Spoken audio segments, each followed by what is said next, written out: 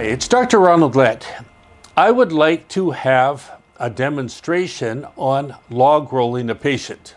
One of the problems with patients is that they lie on their back, and so injuries to the back can be missed if you don't proactively look at their back.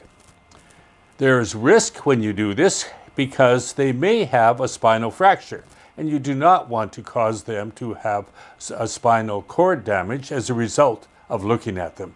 So we log roll the patient. To do this, you need a team.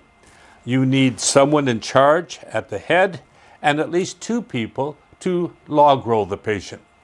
You can use any staff that you find in the hospital or even family members to do this.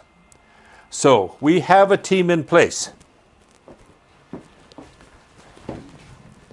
Now you need to instruct them, if they're lay people, on what to do.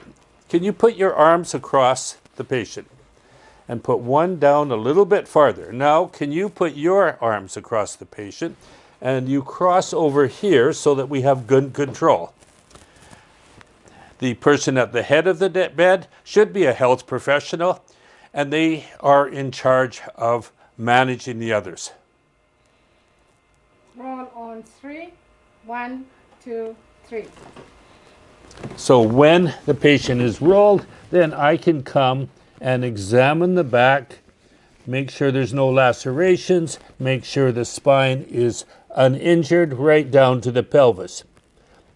If things aren't fine, you can decide what to do. If they're fine, then you can ask them to return the patient. Can you return the patient? Roll on 3. 1, 2, 3.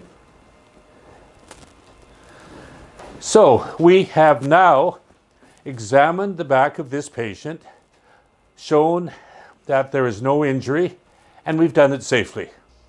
Thank you for watching, and please follow us on Facebook, Twitter, Instagram, and be sure to subscribe and like us on YouTube. If you would like more information about CNIS or on how to become our member, please go to www.cnis.ca.